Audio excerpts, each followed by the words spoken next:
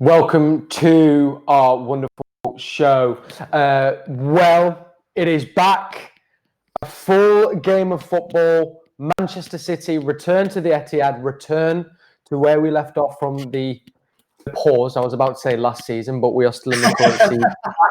To winning ways, 3-0 against Arsenal at the Etihad. Kyle, thoughts? Just incredible for the team to come back and put on that performance that they did. We did say beforehand that we thought that they were going to be able to come and actually play the way that we've seen them play throughout the season, playing against an Arsenal team, which, let's be honest, they're not the best that we've seen Arsenal throughout the years. So for Man City to come back after this amount of time, it's been 100 days since the last Premier League game to today, and Man City have come back and shown what they're capable of. Now, a lot of people will say in the Premier League, it's a shame that they may be not going for anything, but this is much more than just the Premier League. This is about the players' morale. This is about gearing up towards the FA Cup and the Champions League. And I've just got to say, that performance tonight, I thought was incredible. Yeah, it was epic. And I think, like you say as well, I think surprising to see how quickly we found our rhythm and found our momentum in the game. Just as a spectator, though, Kyle, of course, it was an empty stadium. I don't know what way you chose to watch it. I did go for the added crowd sound just to give it a bit of atmosphere. But how did you find watching the game and seeing it under these new rules that we're all experiencing? Do you know, I did the exact same. I had the added fan noise as well. And about 10, 15 minutes in, I realised that the players aren't having the same experience as us, because in the stadium, it's just completely silent.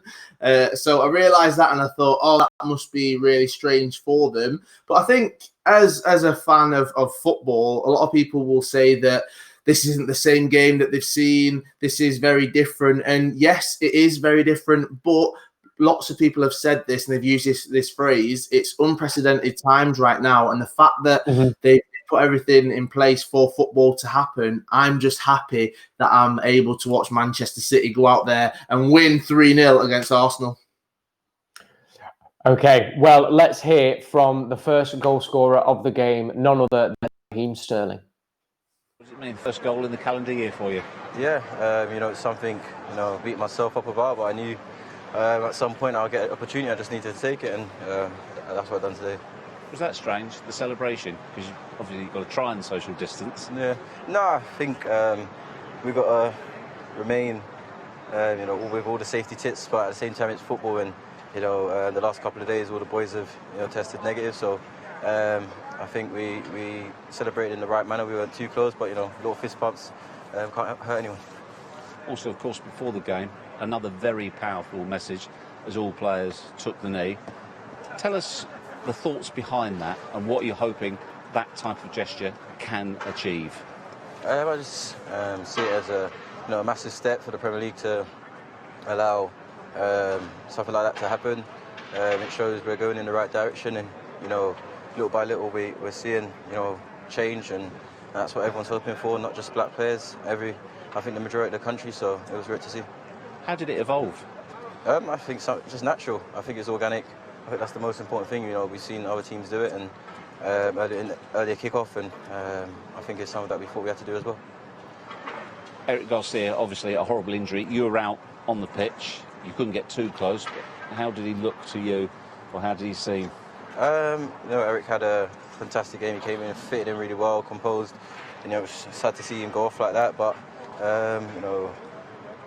seeing him on the pitch, at first he looked pretty bad, but after a little bit he looked himself a little bit, but only time will tell. Raheem, thanks very much for joining us. Thanks for having us. Cheers. So good to see him hit the back of the net. I mean, you can. I always like with Raheem, Kyle, that he's always very honest, and anything that we're thinking, he's usually thinking it's. That must have been such a relief to get that goal after he missed the chance just before it. Definitely, and a lot of people will talk about Raheem Sterling. We've seen it within the media throughout the years. We see that a lot of fans are very outspoken about him. And, I mean, he's not scored at the Etihad since the 26th of October against Aston Villa. So that's a very long time. So he's finally managed to do that. He's got his first goal of 2020 as well. And, yes, we are 6 months into it, but we are still in the same season. So there's nothing to worry about. We know what level he can get to. We've seen what he's been able to do within City and England as well over the past couple of years. So hopefully this is just going to keep on going. We've got 9 games left in the Premier League and we're going to see more goals from him. Just seen a tweet pop up there as you were talking as well, Cal, saying, "Dear Kevin, thank you. You are the king for fantasy football managers." And I did actually have him as my captain as well. So buzzing, to be precise. I think a lot of people are going to definitely be happy about that. I've seen lots of tweets about it. But just, can we talk about Kevin De Bruyne? What an incredible player he is. For him to come back after all of this time and to run the game the way he did. We've seen what he did against Arsenal earlier on in the season, and for him to be able to do that again, and he got another penalty and he scored again. We know about Man City's penalty woes recently, so he's managed to do that. He's got another penalty under his tally, and looking forward to seeing what he can do for the rest of the season. Yeah, absolutely. He really has picked up where he left off those few months ago. Remember, you can get in touch with us on We're Not Really Here. You can just use our hashtag WNRH and you can drop us a little tweet and get involved with the show. This show is for you. It's our way of trying to bring you closer to the game and add to this that we have all missed so much over the years. Let's look at the game as a whole then, because I think, a big turning point, Kyle, to begin with was David Luiz coming on the pitch. We saw a couple of Arsenal players go off early doors with injury, maybe to do with that trying to get up to game speed, but he really came on and was my man of the match, to be honest, over Kev. He was instrumental, wasn't he, I think, in those first 2 goals for us, and we capitalised on his mistakes. Yeah, and I think that's one thing with David Luiz. People will say about the mistakes that he does make, and people aren't confident. Arsenal fans don't seem to be very confident with him playing for them, and we've seen what he's capable of doing. He made that mistake for the first goal, but also the second mistake that he made led to him being sent off. So it feels like in these big occasions, maybe it's a bit... I wouldn't say it's got too much of him because he's a professional footballer. Let's be honest, he's played in the Premier League for a very long time, but he does seem to make these mistakes. And when you are playing against a Manchester City with Kevin De Bruyne, David Silva, Bernardo Silva coming on, Raheem Sterling, Sergio Aguero, when you've got this caliber of player, they will definitely punish you for those mistakes. Not sure if you saw as well, there was a clip that came out in one of Arsenal's friendlies that took place before the start of the season, and the Brentford goal was a mistake from David Luiz. So it just seems to be a perpetual thing with him, but we won't focus on him too much. But the red card, yes or no for you? I think it's very harsh. I think, I think that was very, very harsh. The rules have changed recently with it being the last man and if it's a penalty or a red card. And for me, what we've seen there is there's no intention for him to go to the ball, is being said. It's just difficult, isn't it? Because I'm not a professional footballer, so I don't know what it's like to be in that situation. However, I just looked at it again and I watched it in slow-mo and I thought, he's not done anything that I would say deserves a red card. So it'll be interesting to see maybe what he says in the coming days about that and if Arsenal decide to speak about it after the game. Yeah, let's bring in someone then who probably does know a little bit more. He was with us early, of course, absolute club legend. Carl, a very good result. What was the whole experience like? Obviously, it's just good to be back playing football.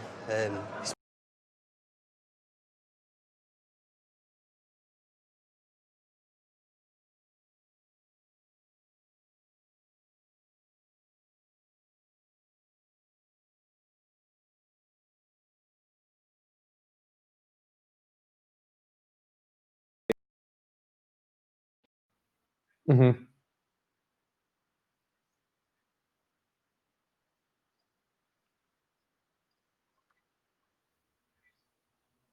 Massively. So really is a difficult one, that when it is also giving away the penalty as well. After the mistakes from David Luiz, which kind of made that 2-goal lead, it then allowed us, I think, to find that flow and that rhythm in a game that we all absolutely love to see. And you do not want to be playing against that Manchester City side with 10 men. And we really did make use, I think, of that extra man, didn't we, Kyle? Yeah, definitely. I think we saw on some of the set pieces, we saw something new from Raheem Sterling. He looked like he was going to try and fire a rocket into the top corner. from quite far out. But what they actually did was make use of that extra man. And maybe we can say there was a bit of a hold. I think it was Rodrigo holding on one of the Arsenal players, but it allowed the City players to get so much space. And when, as I said it before, when you've got that caliber of player who are able to find pockets of space anyway, but they're also got an extra man, that is just huge. And you see that advantage. And I'm guessing as an Arsenal player, you don't want all of those City players running at you and the added bonus of an extra man as well. No, absolutely not. Now, remember, you can still let us know who your man of the match is if you just use our hashtag and then put the player's name of who you think should be man of the match. We're going to reveal before the end of the show who you guys have chosen. I've already given away mine, but you can't vote for him, David Luiz. But thank you, mate. And from Kyle Walker to another. Let's hear what our right back had to say after the game. Carl, a very good result. What was the whole experience like? Obviously, it's just good to be back playing football. It's been a tough time for us all, and you know, for the lads, they just wanted to get back onto the pitch, and I think we've shown that tonight with a good performance. Could you only really know what it was going to be like once you actually started playing? Was there a question in your mind of what it actually would feel like? Yeah, of course, it's the unknown for everyone. So I think we had to feel our way into the game. Getting the goal just before half-time was key. And obviously, you know, them getting a man sent off down to 10 men is always going to help us. But, you know, we had a few injuries and I hope Eric's all right. But I thought we'd seen the game out well. In terms of the game, you say that first goal just before half-time, do you feel, if anything, you should have been in control of that because the goalkeeper was having a great game at that point? Yeah, the manager said when we got inside, we did very well. I think we did 4 one-on-ones maybe in the first half, and it probably could have been more, but as you say, fair play to their goalkeeper. He stood up well and made a good couple of saves. In terms of the game itself as well, with the substitutions, the way it was managed, did that feel different, the rhythm of that? No, not really. I think for me, I'm just concentrating so much on the game. Anything that's going on, you know, with substitutions, that's not down to me. I'm just down to, you know, play the 90 minutes if I'm selected for all of it. And do my job as best as I can. We saw another tremendous show of solidarity from all players and coaches and managers pre-match taking the knee. Can you give us an idea how that was communicated to the players that was going to be done? I think, you know, David just came around the dressing room beforehand and said that we was going to do the minute silence and take the knee. So obviously everyone agreed and we all did that just before the game. That's all I know. And how much do you feel that type of gesture will result in action? Obviously, it's a massive gesture to be, you know, to take the knee in front of all the millions that are probably watching on TV. Do I think it will change anything? I don't know. Hopefully it does, but as we say, we will see and hopefully find out. Is there a little bit of feeling of, if you like, relief that you've got this first game under your belt now, it's gone well, and you're now into this mini-season? Yeah, of course. Listen, training for me it's not hard work, but you know, I prefer playing matches. So shorter time of training for me, I'm happier playing more games.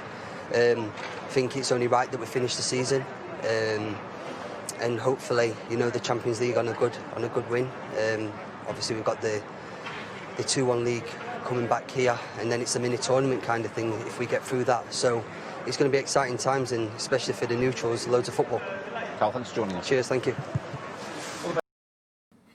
Loads of football indeed. That is music to our ears. Kyle Walker speaking after our 3-0 win at the Etihad against Arsenal. And we've just had an update as well from Pep Guardiola, who said Garcia is conscious and that he is being taken to the hospital as a precautionary measure just for extra tests. So we wish Eric all the best and a very speedy recovery.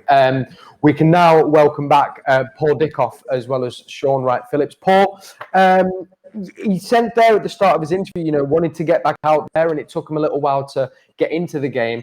And I felt you could very much see that watching it, but once we found our flow, we kind of didn't let up, really, did we?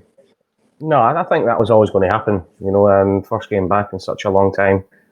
And then, you know, first 10, 15 minutes, I wouldn't say sloppy, but we're sort of testing each other out, just making sure, feeling their way into the game as such. But then after, 20 minutes or so, I think, when David Silva, Kevin De Bruyne started getting a grip of the game, Some of the football we played were fantastic, and I know we've got a man of the match thing there, and I know you've just said yours was David Luiz. I think Leno in the Arsenal goal as well. You know what I mean? He was absolutely magnificent tonight. The saves before half time, just after half time. 3-0, Leno in the Arsenal goals probably stopped it being 6 or 7 tonight, and that's not being unkind.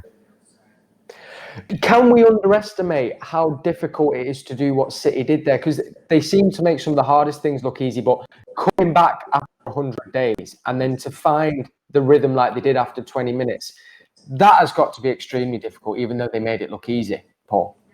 Yeah, it has, and I think it's an incredible performance. We think you've not been in that match day situation for such a long time, and you see, I mean, close seasons not even as long as what the players have had, and you see how it takes them time to get back into pre-season games and how they feel their way back into it.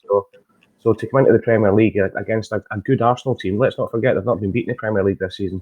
This year, and their record's been really good. They've improved under Mikel Arteta, but to wipe the floor with them the way they did after the first 20 minutes shows what a special team this is. And credit to the players and the staff as well, because I thought the players looked supremely fit, and I know a few people in commentary were saying they'd heard rumours that Man City players were a few weeks off it and weren't fit and everything else. So you've just got to watch that performance, because the fitness levels, as well as the quality on the ball, was absolutely fantastic. Do you think that's testament to Pep Guardiola and the kind of ethic that he's brought to the club, and kind of that relentless, no matter what score it is, to always give 100%, the fact they've come back in this condition? Yeah, I think it is. I think it's credit to the players as well, for their attitude. Not all the players have got families, so they've probably been stuck in an apartment, albeit a very nice apartment somewhere. But it's the professionalism that runs all the way through the club now. The medical staff there, the physio staff, the coaching staff, they're all top class and world class at what they do. And, I think they've all got to take credit for the physical performance they put in as well. We all know technically how good they are. They'll never lose that technical ability in the space of a few months. But to come back with their fitness levels, it's super impressive. Yeah, we were really buzzing to see that for sure. Shaun, we mentioned at the start of the show, but how much will that goal mean to Sterling, given that he has kind of been experiencing a bit of a goal drought?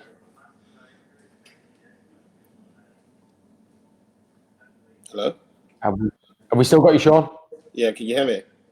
Yeah, we've got you, brother. Okay.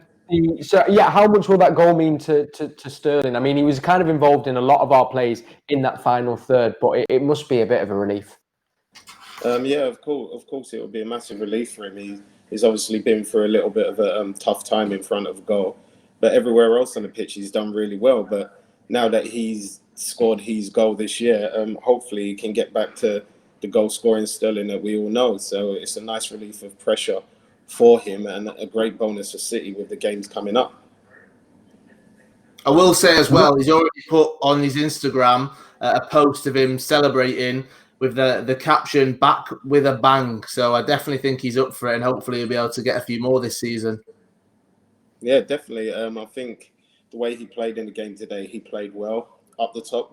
When he had the ball and off the ball, he worked hard, and he got his rewards at the end of it. So now he has to keep that going, which I think, and I know he will do. I wanted to talk about Ederson. Now, I know that he didn't have too much to do stopping shots, but I thought that his distribution throughout the game was dynamite. Of course, he played that ball almost twice in a row. The first one when Mahrez couldn't quite take the touch, and then the second one that led to a penalty. To have that sort of distribution from the back, Paul, just gives a whole new dimension to City that I don't think many teams have in the Premier League. No, I didn't. But even the third goal started from Ederson as well. He's played that. He's split the ball through into midfield, and that then allows obviously the break to happen. Phil to go on to Sterling, little 1-2 with Aguero, and Phil falling in his goal. But he's amazing. I joke with people sometimes, but I'm actually being serious. He would probably get in any team that I played in, outfield. Never mind in goal. He is that good with the ball at his feet, and it gives City a whole new different dimension, because we all know Pep wants to play out from the back.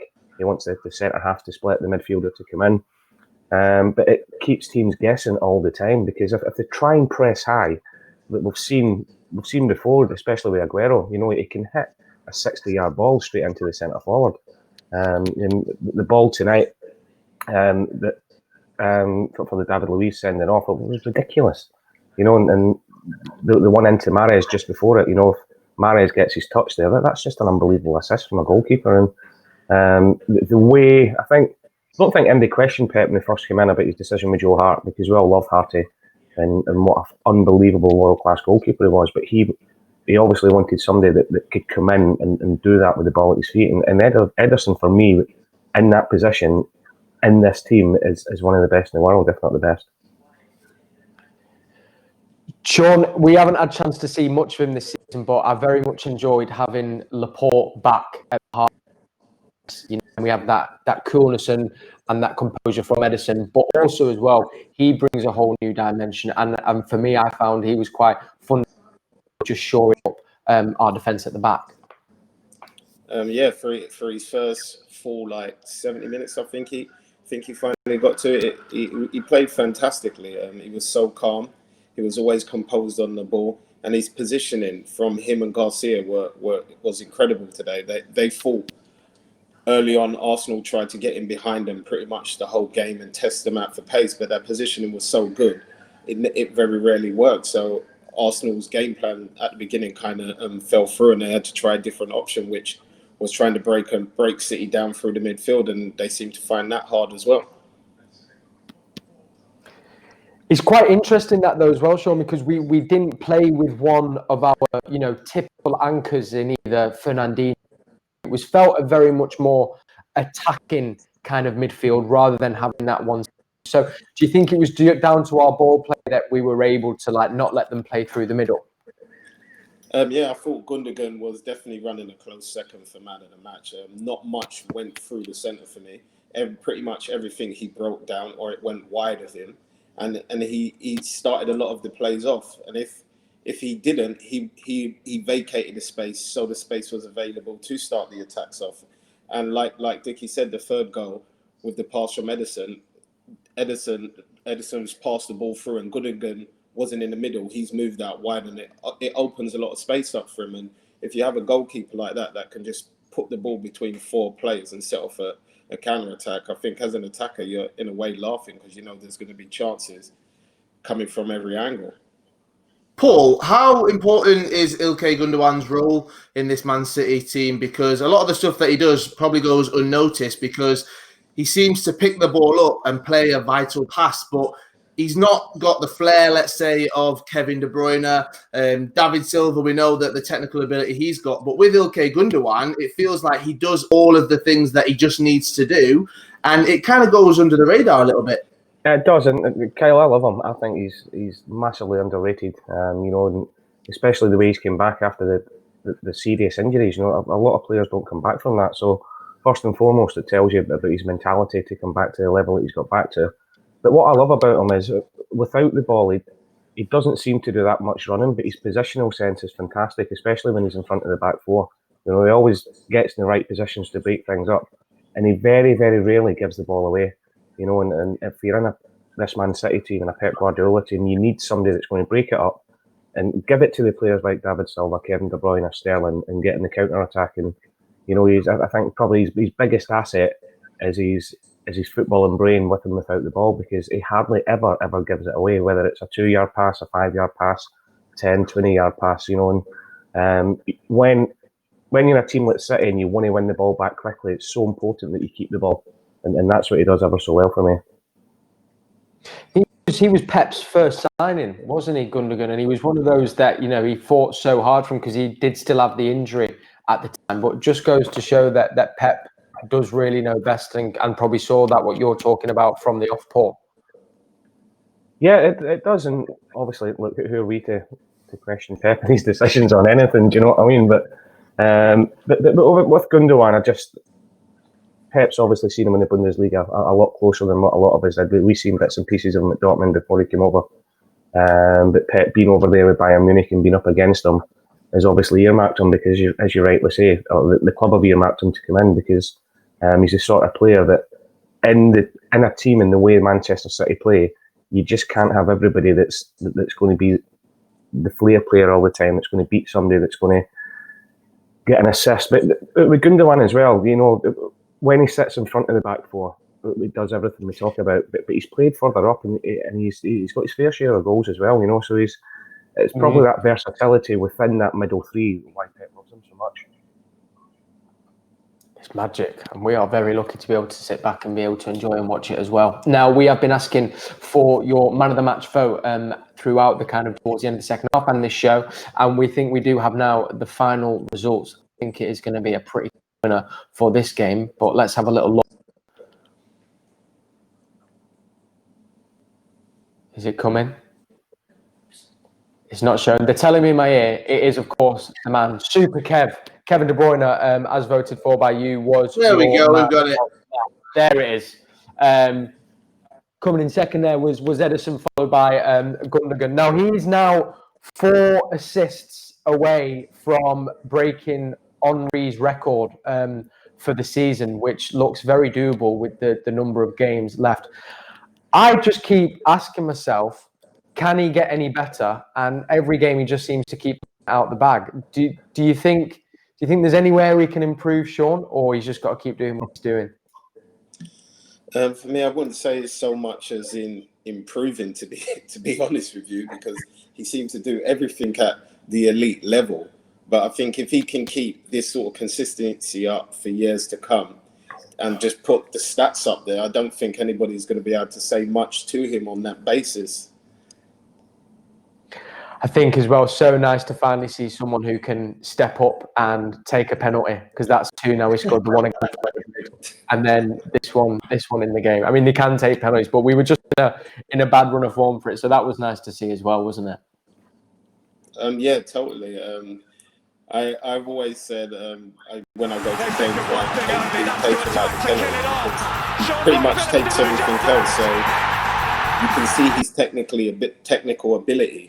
So if we are struggling in an area, I'll just say chuck KDB on it, because you know what's going to happen, isn't it? Anywhere. Just chuck him on it.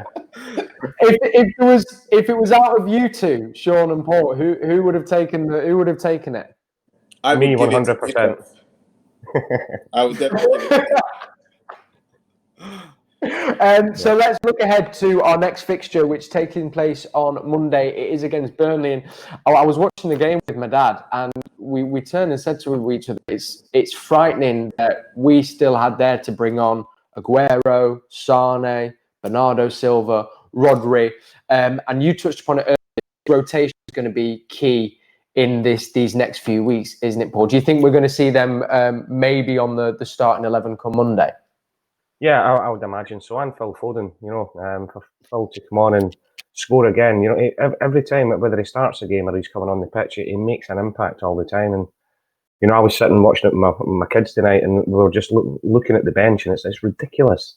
Now that we'll get everybody back fit again.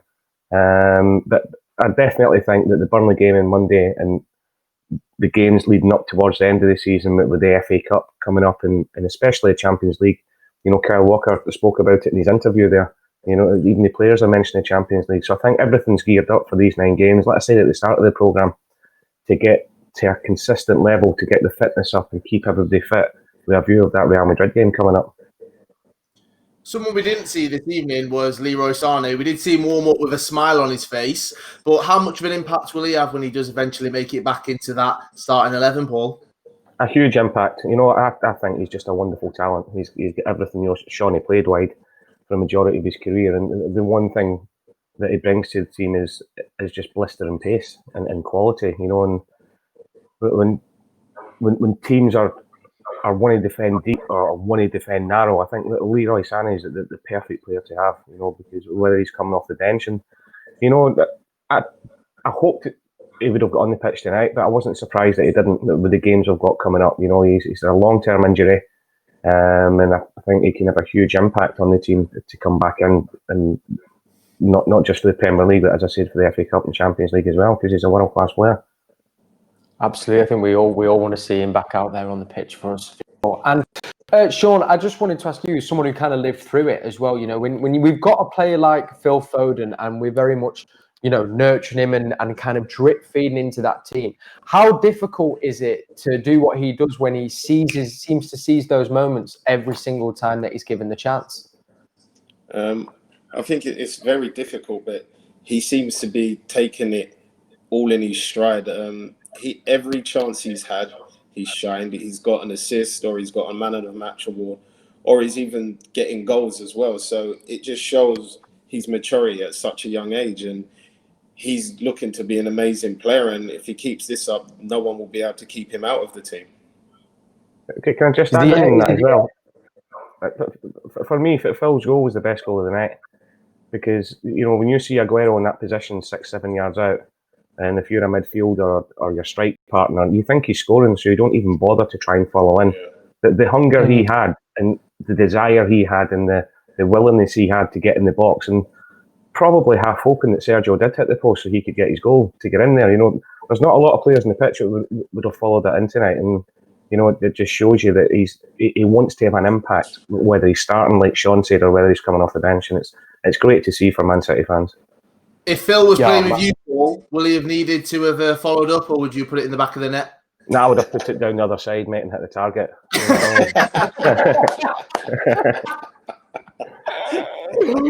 Oh, well, listen, gents, I want to say a massive thank you so much for joining us for this first episode of We're Not Really Here. Shaun, thank you so much for your time, and Paul, massive thank you as well. Thanks, guys. Loved it. Well, we'll hopefully have you back on, and we're going to be doing this for every game till the end of the season now. And a massive thank you as well to Kyle Walker, brother. Thank you so much.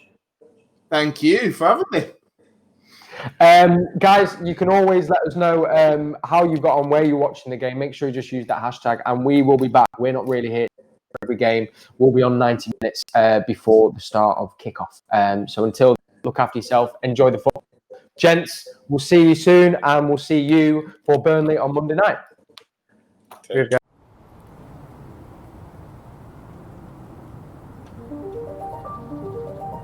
All around the world, together, we have been facing a health emergency. Heroes have risen to challenges they had never imagined. Many have suffered enormous loss.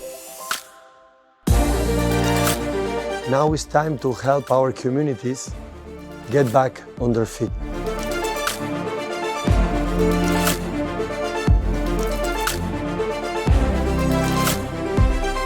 Now is the time for City Football Group. Our 9 clubs, thousands of staff, and millions of fans to make a difference. Giving our time, giving our expertise, giving our resources, and giving our voice.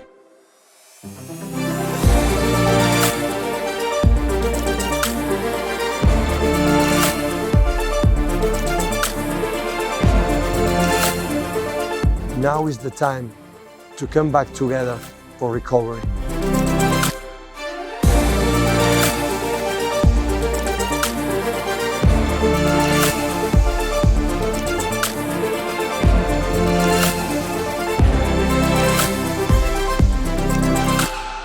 Today, we can look forward and make a positive difference. Citizens Giving for Recovery. Get involved. Donate now.